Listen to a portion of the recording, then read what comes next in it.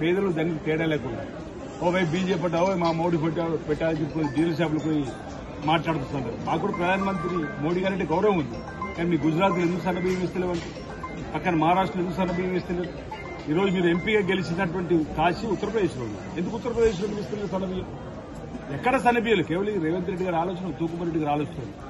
ఈరోజు ఈ విధంగా అంటే ఖర్చు వేసుకోవడం, ఏ కార్యక్రమం చేసి బాధ అని చెప్పి ఇంకా ప్రజలు మీ మాటలు నమ్మరు. బీజేపీ బీఆర్ఎస్ 2 తెలంగాణ ఏ విధంగా వెనక్కి నెట్టివేసిందనేది నిధులు నీళ్లు నియామకం వెనుకలకు వచ్చి ఉద్యోగాలు ఇవ్వని సందర్భం ఇదైతే ఈరోజు దేశంలోని ఏ రాష్ట్రంలో మొదటి సంవత్సరంలో 60,000 ఉద్యోగాలు ఇచ్చిన చరిత్ర లేదు. నిరుద్యోగులకు 60,000 ఉద్యోగాలు ఇచ్చిన చరిత్ర లేదు అంటున్నారు. ఈరోజు ఈ ప్రభుత్వం పేదల ప్రభుత్వం, ఇందిరమ్మ ప్రభుత్వం, ప్రజలను అభివృద్ధిలోకి తీసుకుపోయేటువంటి ప్రభుత్వం. ఈరోజు విమర్శలు మానాలండి. ఈరోజు హిస్టారికల్ మూవ్మెంట్ అయినటువంటి బీసీ బిల్లును ఈరోజు అసెంబ్లీలో ఆమోదింప చేసుకుని కేంద్రానికి స్వతహాగా బీసీ బిడ్డ కాదు రేవంత్ రెడ్డి గారు, రాహుల్ గాంధీ గారు భారత్ జోడోలో భాగంగా ఏదైతే కులగణన జరగాల్సిందే, వివక్షత పోవాలంటే, అసమానత తొలగాలంటే ఓ ఎక్స్రే ఓ ఎంఆర్ఐ లాగా కులగణన జరిపి తీరాలంటే ఈరోజు మా రాహుల్ గాంధీ గారు ఆదేశాన్ని అందుకోండి. రేవంత్ రెడ్డి గారు స్వతహా బీసీ బిడ్డ కాకుండా కులగణన జరిపితే పొన్నం ప్రభాకర్ గారు అసెంబ్లీలో బీసీ బిల్లు ప్రవేశపెట్టింది. నేను ఒక బీసీ బిడ్డగా ఆ బీసీ బిల్లు బలపరిచింది. ఇది నా జీవితంలో మరుపురాని ఘటన నుంచి పాల్గొనేది. అలాంటి బీసీ బిల్లు ఈరోజు మేము ఆమోదం రాజకీయమే కాదు, ఉద్యోగ విద్యలో కూడా ఇవ్వాలని చెప్పిన ఒక నిర్ణయం తీసుకున్నాం. అరే బిల్లు పెండింగ్ లో ఉంటుంది ఏడా ఢిల్లీలో అసెంబ్లీ పార్లమెంట్ నడుస్తుంది. ఆ షెడ్యూల్ 9లో రాజ్యసభ చేర్పాలని చెప్పంటున్నాం.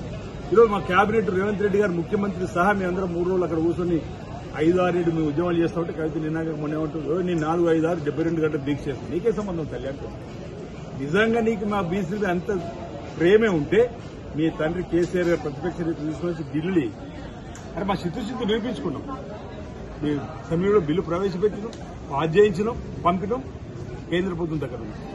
2018 షెడ్యూల్ 2018 పంచాయత్ చట్టాన్ని మార్చి ఆర్డినెన్స్ తీసుకుని వచ్చినాం. గవర్నర్ గారి దగ్గర పెళ్లి కూడా వారు కూడా ఢిల్లీకి పంపినట్టు. ఈ 2 అక్కడ ఉన్నప్పుడు అక్కడ కొట్టాలి కానీ ఇక్కడ హైదరాబాద్ లేని రాజకీయం అంటే డైవర్షన్ పాలిటిక్స్, డ్రామాలు స్వరూపం.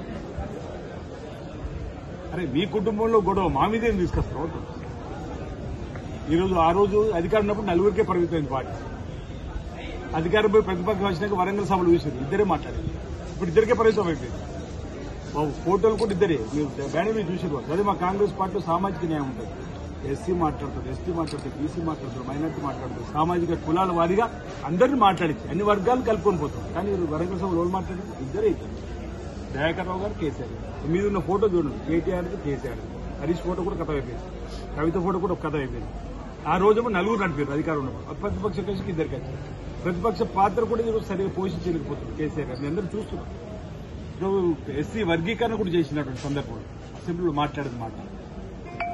ఈరోజు మేము ప్రజలకు ఒక్కటే చెప్పదలుచుకున్నాం. ఈరోజు ఈ ప్రభుత్వం పేదల ప్రభుత్వం, ఇందిరమ్మ ప్రభుత్వం రాబో రోజుల్లో ఈ ప్రాంతాన్ని అన్ని రంగాల్లో అభివృద్ధి పథకాలు తీసుకుపోయే కార్యక్రమం చేస్తామని సందర్భంగా మీ ద్వారా తెలియజేస్తాం.